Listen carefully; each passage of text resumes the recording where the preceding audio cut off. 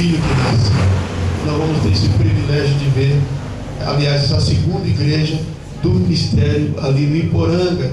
Temos Miracatu. Na verdade, irmãos, toda essa obra Ministério de Registro é pura missão. É pura missão.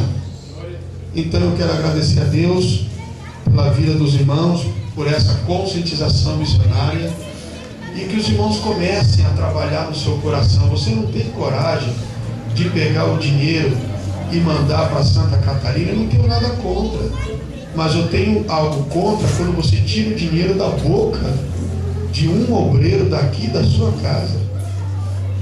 Uma determinada irmã, nunca me esqueço, no momento de crise, início do ministério, ela disse: eu não consigo mais ser pastoreado por pastor assim ao vivo. E o meu dízimo, pastor, é R$450, mas também não tenho coragem de dar aqui. Eu mando para lá. Não tem nada não. A coisa mais triste é você entristecer o coração do pastor. Pode marcar isso. Não sei o que acontece, mas coração de pastor triste é um problema sério. É igual coração de mãe com pai. Já viu mãe triste? Pai triste com o filho? É um problema. A vida do filho se embaraça. Passou alguns dias: ai, pastor, dá para vir fazer o culto fúnebre? Falei: não dá, irmão. Fala para o pastor fazer o culto fúnebre pela internet. Ele faz o culto pela internet. Está entendendo? Nós não temos televisão, nós não temos internet, nós temos Deus na nossa vida. Não tem milhares de pessoas aqui, não tem 100 mil pessoas, mas o Deus que está lá nos 100 mil está aqui no meio de dezenas aqui nesta noite. E isso também entristece o coração de Deus. Então nós temos a obra ali em Cananéia. Quanto que entra aqui, irmão? R$78, pastor. Isso é a missão. Tem alma? Tem. Está ganhando alma? Está ganhando alma, sim. Estamos chegando em Sorocaba em nome do Senhor Jesus. Amém, meus irmãos? Mas em Caiçara não é uma igreja missionária? Claro que é. Aqui é o seguinte, aqui eu disse para o pastor Ezequiel: olha, pastor, você vai para lá, mas nós não podemos pagar aluguel, que não temos condições. Esgotou a fonte, não temos condições. Mas graças a Deus, já vai para o segundo, terceiro mês. Graças a Deus, a igreja recebeu a orientação e abraçou a visão. Não gastamos um centavo com aluguel para o Caiçara, para a honra e glória de Jesus. Se paga aluguel, se paga água, se paga luz, e o pastor vive pela fé. É um missionário também que precisa ser olhado, observado, e os irmãos daqui zerem com amor. Amém, queridos? E outros tantos que estão aqui, né? Porque o ministério de 4 anos, fazer o que Deus já está fazendo. Ontem nós juntos demos um brado ali na igreja sede. Quase 2 anos de luta, de muita luta para a aprovação de documento que muito vai nos ajudar. Será o braço social do ministério. E na noite, no dia de ontem, recebemos a documentação na mão, registrada, microfilmada.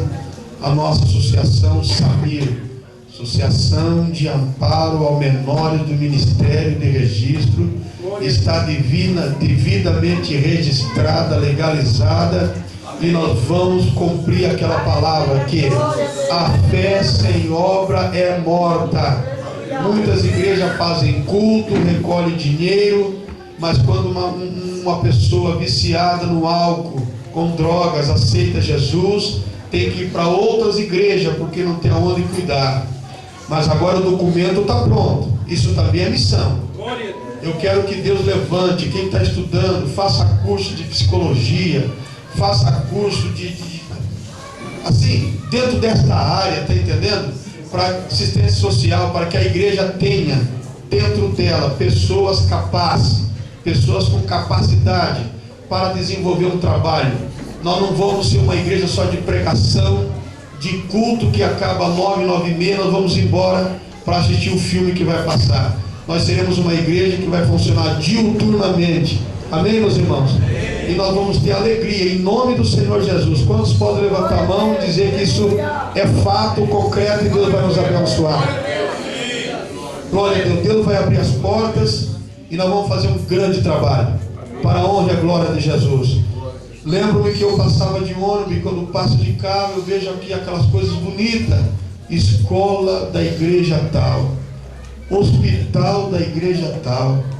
Passa aqueles carros tipo ambulância, igreja tal, não sei o que tal. Só você não vê isso com nomes Assembleia. Você não vê.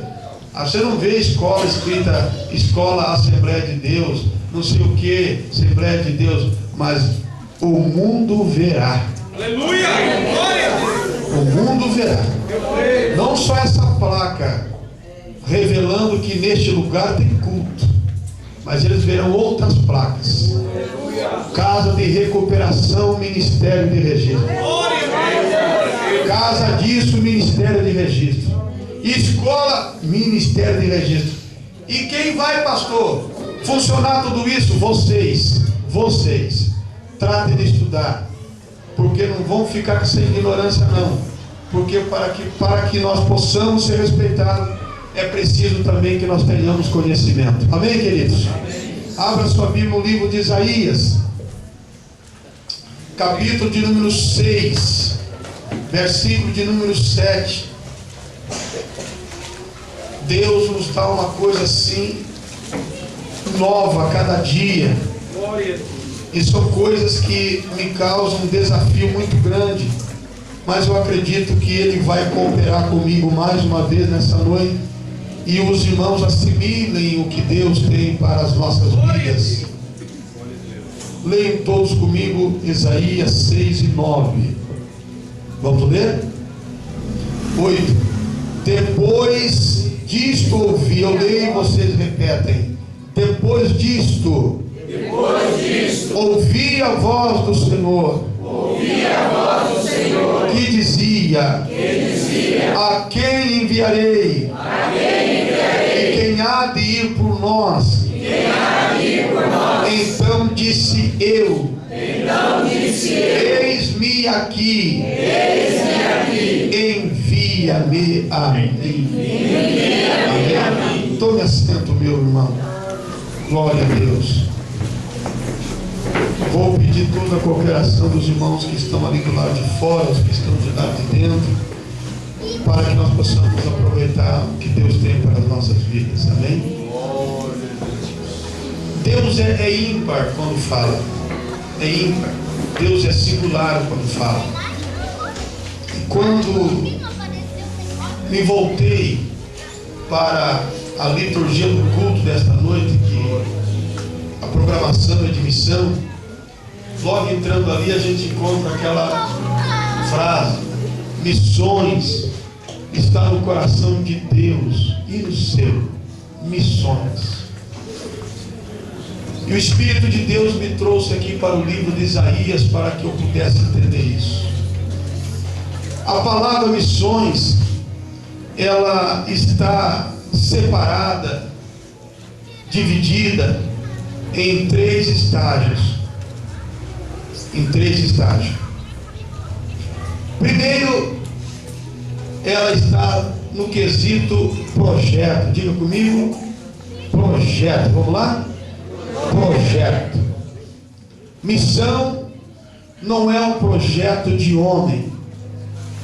Missões não é projeto de uma igreja, de uma entidade, de um segmento religioso. Missões é um projeto de Deus. Missões nasceu no coração de Deus, está no coração de Deus e vai permanecer no coração de Deus. Se todos os cristãos se mobilizarem para fazer missão, pois ainda missão continuará no coração de Deus. Porque a Bíblia diz assim em João, dizendo que Ele amou o mundo de tal maneira. Esse amor, ele é mais profundo do que o abismo. É um amor mais alto do que os céus. É um amor largo que ninguém consegue chegar. É um amor muito grande. O escritor só pôde compreender colocando essa expressão de tal maneira. Não tem medida, não tem altura, não tem profundidade que alcance. Este é o grande amor de Deus. Então missão está no coração de Deus. Missão vai permanecer no coração de Deus. Esse projeto é o projeto de Deus. Deus não projetou isso para um outro fim, a não ser para ganhar alma. O projeto do seu Filho para morrer em nosso lugar não foi uma decisão, em nossas palavras, do dia para a noite, uma decisão precipitada, ou porque um grupo de pessoas decidiu clamar. Deus, na sua onisciência, já me via no lamaçal de pecado antes de vir ao mundo, e Ele enviou o seu Filho. Existiu por muito tempo uma comparação, um exemplo, que só cooperava para depreciar o projeto, o plano de Deus para a humanidade, porque Deus nunca discutiu isso, porque isso já era um tratado antes da fundação do mundo. Jesus se apresenta, Jesus se coloca à disposição do Pai. Nós estamos aqui nesta noite porque fomos alcançados por um missionário, fomos alcançados por alguém. Por isso que estamos aqui nesta noite, e é por isso que nós temos que manter esta chama missionária viva. Alguém foi salvo com um culto como esse, transmitido pelo telão, pelo ruído desse som aonde chega. Outros foram alcançados na porta de um bar sendo evangelizados, outros foram tocados, enfim, várias são as formas, várias foram as formas que nos colocaram à disposição de Deus e nos apresentaram Deus nas nossas vidas. E nós estamos aqui nesta noite porque alguém nos alcançou. Amém, queridos? Eu fui alcançado por Jesus simplesmente por um exemplo. Nós ouvimos aqui hoje um exemplo. Que exemplo? A meia tanto problema, tanta desgraça, tanta miséria dentro da nossa casa, dentro do nosso lar, um lar desgraçado, um lar cheio de contenda, um lar cheio de briga, um lar onde as panelas iam para o chão, um lar onde as coisas eram quebradas, um lar onde minha mãe era marcada pela surra. Eu tive o exemplo de uma grande mulher de Deus, que sempre quando amanhecia o dia, ela estava na presença de Deus, orando a Deus, intercedendo, pedindo a salvação do meu pai, pedindo a intervenção de Deus na vida da minha família. Então aquele exemplo me tocou muito forte, me tocou de tal forma que eu, quando tive a oportunidade de ir para a igreja e me encontrar com o pastor Exaltino, ele nem bem fez aquele apelo, eu já levantei a mão aceitando a Cristo como Salvador. Missão é um projeto de Deus, missão é um planejamento de Deus. Deus não está interessado em somente em nos dar carro. Isso para Deus, meus irmãos, não é Deus, é resultado do nosso trabalho. O homem fiel colhe nesta terra a bênção de Deus. Mas Deus não está com esta prioridade no céu, em nos dar carro, em nos dar casa, em nos fazer chique, em nos dar melhores roupas. Isso é consequência, amém, queridos? Do investimento, é consequência de um coração que se lança ao serviço de Deus. Deus recompensa os seus, Deus supre a necessidade dos teus filhos, porém a prioridade de Deus é a alma, amém? A prioridade de Deus foi, é e será até o arrebatamento da igreja, e depois do arrebatamento da igreja, o interesse de Deus será único: resgatar a alma para o seu reino. Missão tem a segunda etapa. Missão, ele tem o seu desenvolvimento. Observemos que está escrito assim: quem o enviarei? Então já tinha um projeto pronto, já tinha algo pronto, não nasceu na cabeça de homem. Não, quem o enviarei? Já está pronto o projeto, já está tudo pronto. Quem pode se colocar à disposição? E Deus está falando algo em um momento muito difícil para a nação israelita. Existe até aqui uma intervenção de Deus em um momento muito difícil, em um ano de luto. O rei Uzias tinha morrido, e aquele homem, de uma certa forma, deixou saudade, deixou tristeza. Mas Deus vem quebrando o luto, Deus vem quebrando, metendo a mão no coração do povo e tirando tristeza. Deus vem apagando a lembrança passada, porque a tristeza estava aumentando, e a tristeza estava impedindo a obra de Deus.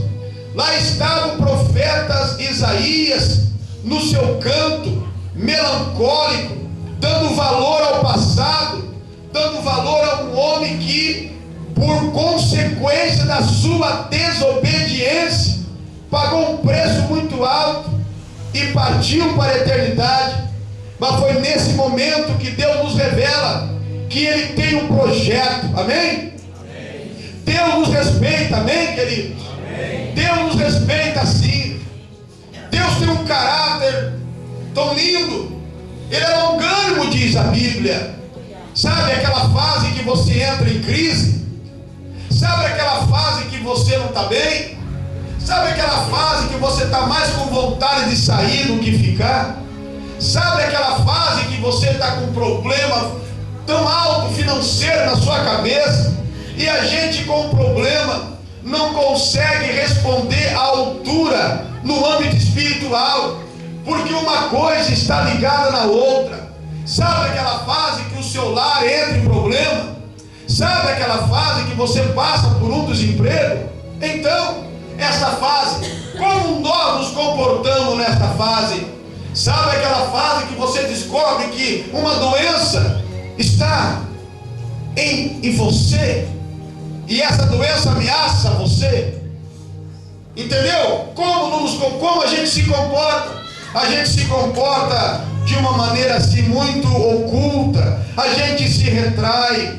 Quem gosta de cantar, para de cantar. Quem pregava, prefere não pregar. Quem era tão alegre, quem se colocava à disposição de tudo que aparecia na igreja, agora também se retrai. Deus é longânimo, amém, meus irmãos? Deus é longânimo, Deus não é carrasco, Deus nos entende, porque Jesus se tornou homem. Ele sabe o que você sente, Ele sabe o que você está passando, Ele sabe das suas dificuldades, Ele conhece as suas limitações. Mas diga para o teu irmão: tudo um dia tem que acabar, tudo uma hora tem que acabar. Porque se Deus também fica olhando assim e ficar dizendo: não, coitadinha, eu não posso usar ela, pai. Jesus dizendo, né? O pai dizendo: meu filho, não posso usar, pai, porque ela está com problema em casa. Não posso usar ele, pai, porque João Batista está cheio de problema. Olha lá, pai. Não posso usar Joelson porque ele está com problema. Não posso usar Laércio porque ele está com problema. Não posso usar Carlos porque ele está com problema. Não posso usar Antônio porque está com problema. Não posso usar Edgar porque está com problema. O diabo começa a ouvir isso, aí que manda as carretas de problema encostar na nossa casa, encostar no trabalho. A crise aumenta financeira, a crise aumenta espiritualmente, o problema familiar, ao invés de melhorar, aumenta mais ainda, a incompatibilidade na igreja aumenta mais ainda. É o diabo dizendo: tá vendo aí, ó? Tá vendo aí? Todo mundo tá parando, porque tá todo mundo com problema. E Deus, quando começa a ver o diabo encostando as carretas de problema e dizendo: leva mais uma para casa de Antônio, lá, leva mais uma, ó, manda um avião, manda um jato descer lá e levar vários problemas para sua casa. É nesse momento que Deus faz o que fez. É nesse momento que Deus, não é que Deus não te respeita, não é que Deus não te entende, é que Deus precisa entrar com intervenção, porque se Ele não entrar com intervenção, você morre, e você não é um qualquer. Amém, meus irmãos? Eu sei que Deus é soberano, Deus é tudo, sem Deus nós não somos nada. Jesus disse assim, ó: sem mim nada podeis fazer. Mas isso não significa que você não é nada. Amém? Você pode ser um pedaço de pau sem valor, mas Deus precisa desse pedaço de pau, porque tem milagre que para Deus operar, Ele precisa de um pedaço de pau que joga lá na água e tudo, a água se torna potável. Queridos, nós não somos esse verme, nós temos valor sim. Deus não necessita de João Batista, mas Deus precisa de João Batista. Deus não necessita de ninguém aqui, mas Deus precisa de você. Sem Deus você não é nada, mas sem Deus, sem você também encontra algumas dificuldades.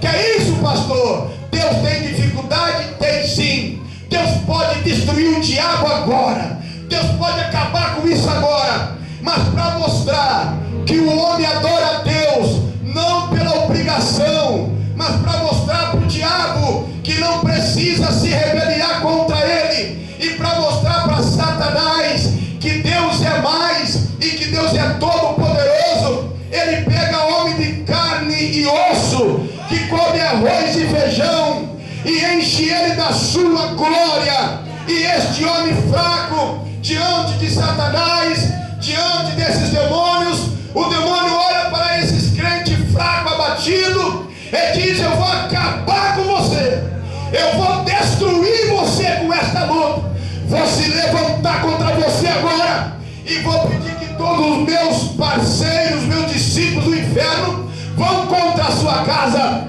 É neste momento que Deus diz: eu não vou nem descer, Satanás, eu não vou perder tempo de lutar contra você. Eu tenho homens na terra, eu tenho homens na terra. E é nesse momento, meus irmãos, que Deus nos enche do seu poder, nos enche da sua glória, e o homem de carne e osso se levanta, clama o sangue de Jesus, levanta a mão com autoridade, expulsa o demônio, abate o demônio.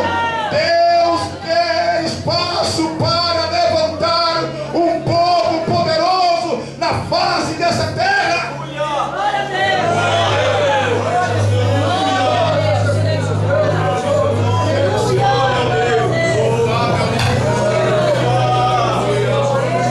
Glória a Deus. Aleluia. Glória a Deus. Tá bom. Aleluia. Amém, meus irmãos? Amém. Deus conta conosco. Diga isso para o Senhor. Aleluia. Glória a Deus. Aleluia, Jesus. Glória a Deus. Aleluia. Glória a Deus. Deus conta conosco. E a segunda fase de missão, diga comigo, é o desenvolvimento. Amém? É a execução. É o colocar em prática o projeto de Deus. Diga para os seus irmãos: precisamos colocar em prática o projeto de Deus. É o colocar em prática o projeto de Deus. E eu estava analisando uma coisa aqui, e eu fiquei assim, um tanto até envergonhado comigo mesmo. E me fiz uma pergunta. Disse Deus: Glória a Deus. será que eu não estou inserido nesse contexto? A segunda etapa de missão é o colocar em prática o projeto de Deus. Amém? E é aqui que se gera todo o problema, toda a discussão, e se gera toda uma situação em torno da vaidade, do orgulho e etc. E o trabalho começa bem, e a conscientização começa a entrar no coração do povo. De repente, o que era para continuar dura um mês, 30 dias, 40 dias e se acaba. Que Deus possa nos ajudar, que essa conscientização missionária, que esta mobilização missionária não dure uma temporada, mas dure até a volta de Jesus. Quantos querem aprovar isso? Diga amém. Nós vamos ter no dia 25 de julho a conscientização missionária lá em Quilombo, mas que esta mobilização ela vai cada dia mais crescendo. Mas para tanto, nós precisamos estar conscientes de uma coisa, queridos. Quando nós olhamos para o colocar a missão em prática, nós olhamos para esse versículo. Diga comigo: a quem há de ir por nós? Quem há de ir por nós? É aqui, meus irmãos, que existe todo o conflito. Porque quando você olha para a palavra de Deus, você tem aqueles que estão preparados, capacitados para ir. Amém? Ir. Nem todos irão, nem todos se tornarão pastores, nem todas as mulheres serão dirigentes de círculo de oração, nem todas as pessoas se destacam dentro de uma igreja. Mas a obra missionária, o final da obra missionária é identificado no pastor, no missionário que foi, na obra que, como a gente conversou, está falando do irmão Paulo Sérgio. Poxa, que obra missionária! E quando falamos isso, olhamos para o irmão Paulo Sérgio e para outros missionários que fazem essa obra, como o acabamento final, como é lindo, como é maravilhoso. Fica tão fácil a gente falar que o homem chegou num lugar, num campo deficitário, e que no prazo de aproximadamente, eu acredito, de 6 a 8 meses, ele já está com a igreja cheia e já está com o templo levantado. Quem é as pessoas que estão lá? Lá não tem rico, lá não tem gente com condição financeira, lá é um campo difícil. Como é que você encontra então essa situação positiva acontecendo? Sabe por quê, meus irmãos? O maior número de missionários não são aqueles que vão, são aqueles que ficam. Digo amém. O maior número de missionários não são aqueles que estão pregando, não são aqueles que estão com passaporte para ir para outros países, são aqueles que estão sentados aí no banco, são aqueles que por vezes ou muitas vezes falam com muita dificuldade até o próprio português. São pessoas, queridos, que não saem da manchete. Nós temos uma linguagem para isso. Diga comigo: missionários dos bastidores. Missionário dos bastidores. Quando você olha para a palavra de Deus, você encontra quem? Você encontra o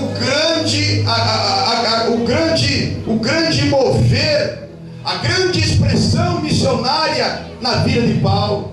E Paulo é considerado por nós um dos maiores missionários. Mas, irmão, todo o edifício que você olha assim e começa a contar de 5 a 10, 15 andares, você só olha do primeiro para cima.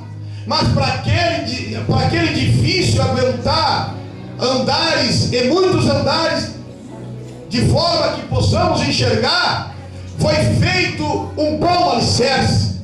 Tem muita coisa que não se vê, diga amém. Tem muita coisa que não se enxerga, coisas que estão enterradas pelos entulhos, mas são eles que sustentam esse grande edifício. Os ventos batem forte, o vento bate, as tempestades vêm e os edifícios não caem. Sabe por quê? Porque aquilo que não se vê é o que segura aquela coisa que se vê. Amém, meus amados? Aquilo que não se vê. Muitas pessoas só se orgulham se tiverem se destacando. Muitas pessoas se animam muito quando percebem que o que vão fazer vai ser apresentado aqui na frente. Muitas pessoas têm muito entusiasmo quando percebem que o que elas vão fazer vai sair no jornal, vai sair nesse DVD, ou enfim, quando elas percebem que não serão manchete, que os seus rostos não aparecerão, que as suas atitudes não vai ser registrada, muitas pessoas desistem. E a segunda fase de missão é a fase mais difícil, porque Deus conta com homens e mulheres conscientes desse trabalho.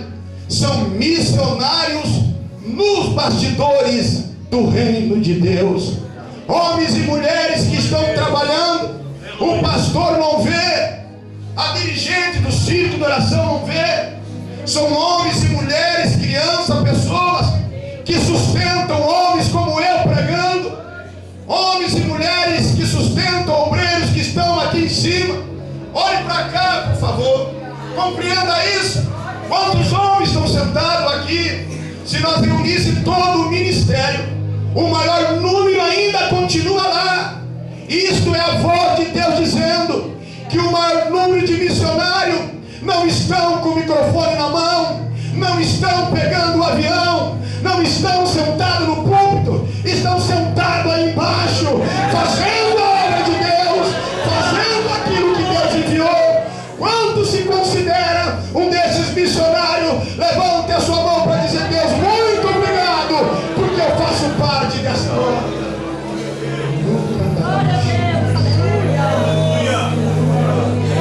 Deus está convocando o missionário não para subir no pódio, porque para o pódio Deus já tem homens. Deus está convocando nessa hora homens e mulheres para ajudar nos bastidores do seu reino. Deus precisava de Paulo, Deus precisava de Saulo. Tanto é que ele diz: ele é para mim um vaso escolhido. Diga para o teu irmão: os enviados já foram escolhidos. Vamos lá. Já são escolhidos. Já são. Homens que vão descer em outros países por esse ministério já foram escolhidos. Já foram.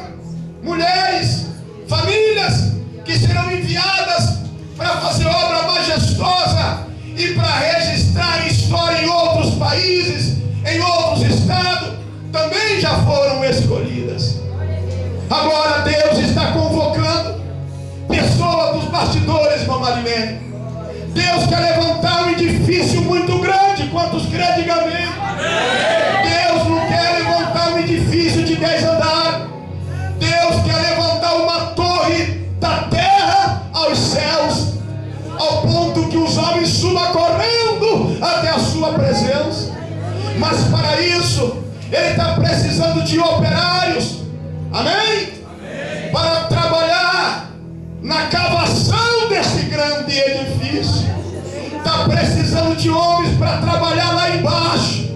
Diga para o teu irmão: agora a convocação é para trabalhar onde ninguém vê. Vamos lá, queridos. A convocação agora é para trabalhar onde ninguém vê. Aleluia. Esta é a segunda parte de missão. Ele é para mim um vaso escolhido. Lá está aquele homem escolhido chamado Saulo, caído numa situação humilhante. Mas sabe o que acontece? Ninguém cita o nome de Judas. Ninguém quer ser como Judas. Não Judas o traidor, porque eu também não quero ser. Mas ninguém quer ser como este homem, que mesmo cheio de preconceito, porque Paulo era um homem que tinha uma fama muito ruim, um homem bravo, um homem que tinha um poder para perseguir os cristãos. Agora de repente este homem sem preconceito religioso, diz a Bíblia que ele abre a porta da sua casa. Amém, meus irmãos? Alguém quer ser como Judas aqui? Alguém quer fazer o papel de Judas? Ninguém quer. No mínimo quer ser um Ananias, porque Ananias aparece num ponto auge da história, quando Deus diz para ele: vai, Ananias, e ora por ele. Quem aqui não quer orar por Paulo? Como nos tornamos orgulhosos quando a gente vê as pessoas se destacando, como Marco Feliciano, e eu encontro com alguns irmãos que dizem assim: rapaz, esse camarada sentou do meu lado na Vila Tatu, e eu disse para ele que um dia o mundo ia conhecer. Olha que orgulho. É como os Ananias. Mas, irmãos, a fase de Ananias, diga para o teu irmão, a fase de Ananias é honrada. A fase difícil é a fase de Judas. É a fase que você abre a porta da sua casa, é a porta da hospitalidade, é a porta da missão. Então o que Deus diz? Vai, Ananias, porque lá na casa de Judas, o que ele está fazendo lá? Ele está orando. Ele está orando. O primeiro contato de Paulo com o cristianismo não foi por intermédio de Ananias, não foi com Pedro, não. Foi por Judas, um simples homem que abriu a porta da sua casa e disse: Saulo, eu não sei o que te falar, eu só sei uma coisa, Saulo, permaneça aí, fica orando, porque o Deus que encontrou com você no caminho de Damasco já está tomando providência, já está tomando providência. Bendito é o nome do Senhor Jesus, que vive para todo sempre. O Espírito de Deus me leva agora para uma passagem. Enquanto eu falava, ele registrou algo na minha mente. A segunda parte de missão, diz para o irmão, está dentro da olaria.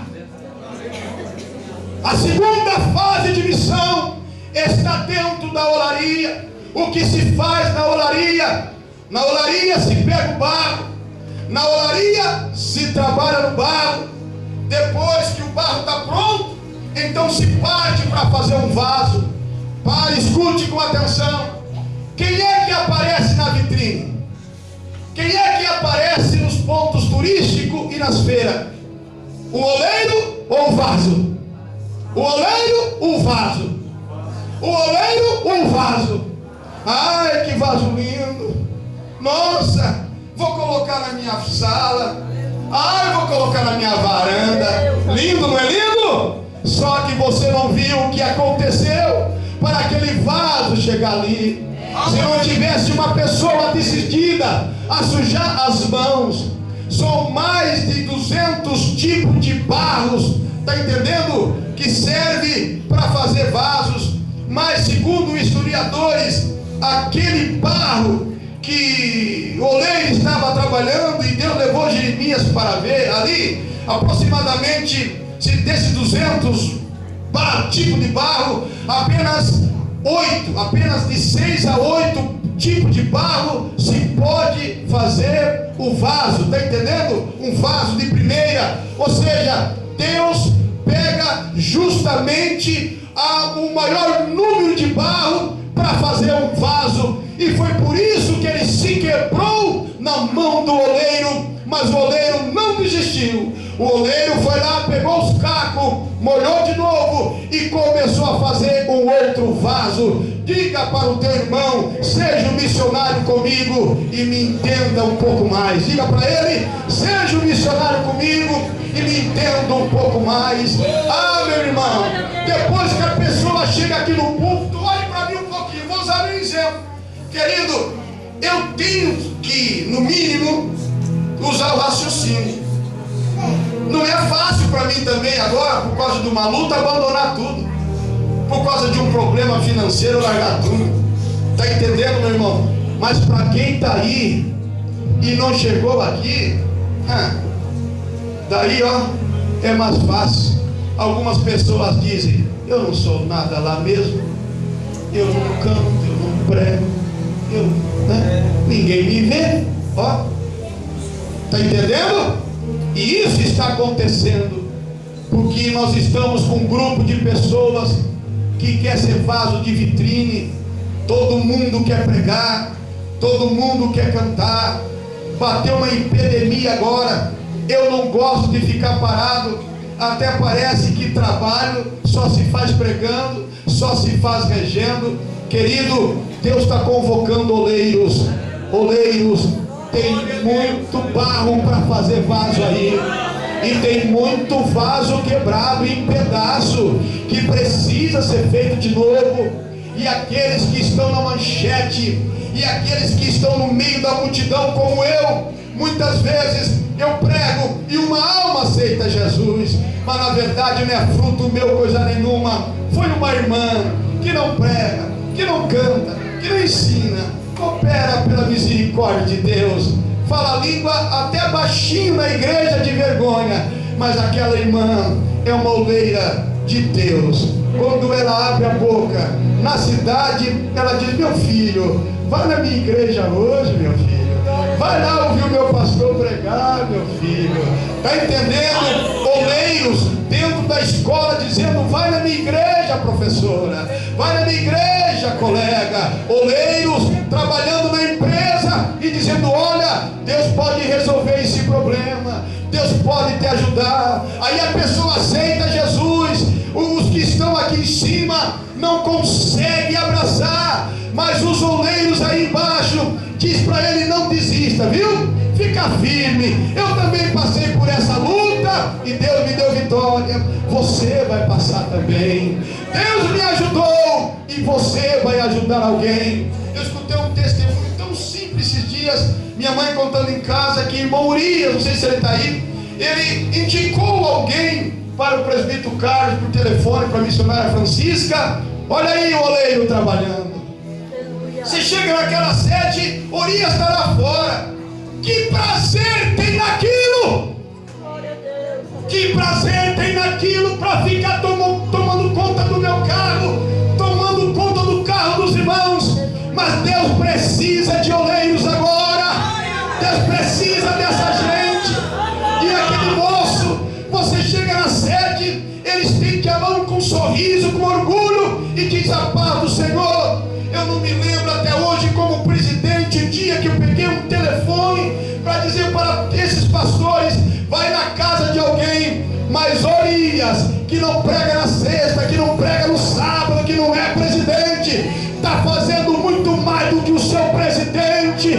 Querido, é hora dos oleiros dizer: eis-me aqui, Senhor. Eu não posso ir, eu não sei pregar, mas eu posso catar os cacos. Diga comigo: catar os cacos. Diga: Deus, eu posso sujar as mãos para fazer o vaso. Está entendendo, meu irmão? Deus precisa de você nessa hora. Missionários para colocar a missão em prática. Se não tiver ninguém para visitar, isso é missão. Se não tiver alguém para pegar o telefone de vez em quando e fazer uma oração, isso é missão. Que o Ministério de Registro possa ser mais realista e que nós possamos entender e colocar esta vaidade por terra, amém, meu irmão? E quando Deus escolheu algum missionário no nosso meio, como já escolheu, e quando esta hora chegar de nós ter que enviar mais missionário, que ninguém fique triste, mas que todos se orgulhem. Está entendendo? Porque se for em alguma área na vida daquele homem chamado, você cooperou, você ajudou, você contribuiu para que ele vá pregar, contribuiu para que ele ganhe alma, contribuiu para que ele faça a obra de Deus. Eu estava analisando um contexto muito simples, quando Jesus queria multiplicar os pães. Sabe o que acontece? O próprio discípulo Filipe disse: o que tem no caixa não tem nada. Está entendendo, irmãos? O maior número de missionário está no meio da multidão.